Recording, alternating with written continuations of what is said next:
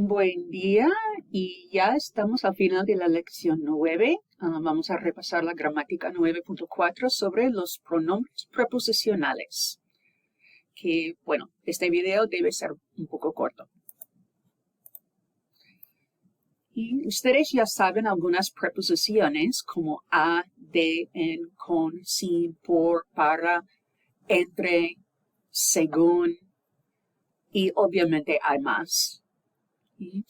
Pero vamos a hablar de las preposiciones que vienen los pronombres que vienen después de las preposiciones, como Marco me lo dio a mí, a la preposición. El regalo es para ti y quiero ir con ella. Entonces vemos aquí mi, ti y ella. Estos son pronombres preposicionales que vienen después de la preposición. ¿Sí? Primero, para recordar que en español como en inglés, el objeto de la preposición es el sustantivo o pronombre que sigue una preposición. ¿Sí? Entonces tenemos un ejemplo como la sopa es para Alicia y para él. Entonces tenemos la preposición para dos veces. Vemos el sustantivo Alicia y el pronombre él.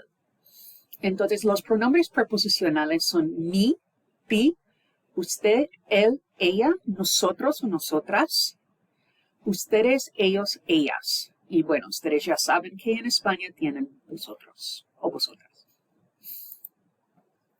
Y bueno, note that except for me and ti, these pronouns are the same as the subject pronouns. The él, ella, usted, nosotros, nosotras, ellos, ellas, ustedes. Okay? But atención, pay attention, the me here has an accent mark over the I in español, I in inglés, to distinguish it from the possessive adjective me, meaning my. Okay, so it doesn't affect your pronunciation. It's just going to affect how you write it. Now, the preposition con is a little bit different because con is going to combine with me and ti to form conmigo and contigo without any accent marks. So here's an example. ¿Quieres venir conmigo a Concepción? So do you want to come with me to Concepción? Sí, gracias, pero me gustaría ir contigo. Yes, but I would like to go with you. Okay. Or yes, thanks. Sorry, I would like to go with you. Okay.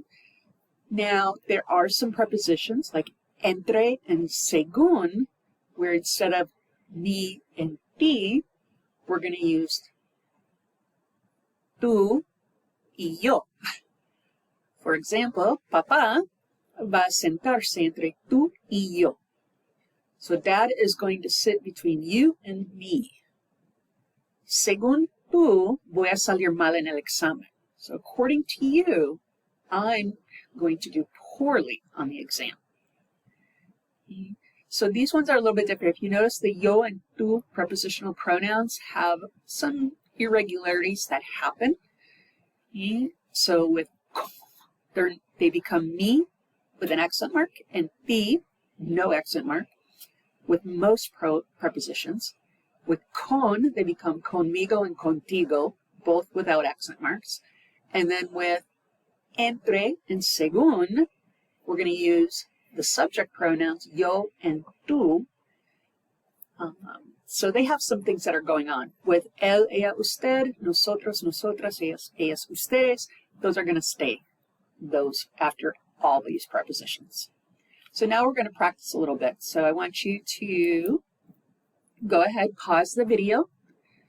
Voy a leer las instrucciones primero. Utilicen los elementos dados a continuación a formar oraciones. Utilicen los pronombres preposicionales en vez de los sustantivos. Escríbanlas. Sigan el modelo. So vemos aquí, bueno, vemos una pregunta. Tu familia, vivir con tú. Lo que queremos escribir es esto. ¿Vive tu familia contigo? Para formar una oración completa. Okay, so you're going to use these elements to create sentences using prepositional pronouns. So pause the video and then we'll go over the answers. Okay. So, tú preocuparse por tus padres. Te preocupas por ellos. Te preocupas por ellos. Lola, poder sentarse entre tú y yo.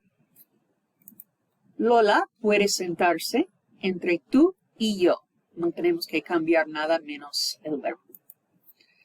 Ana llevarse bien con Andrés. Ana se lleva bien con él. ¿Tú querer estudiar con yo? ¿Quieres estudiar conmigo? Tus padres preocuparse por tú. Tus padres se preocupan por ti. Y tus amigos sacar fotos de yo. Tus amigos sacan fotos de mí. ¿Sí? Entonces, en clase vamos a practicar más con estos pronombres preposicionales. Gracias.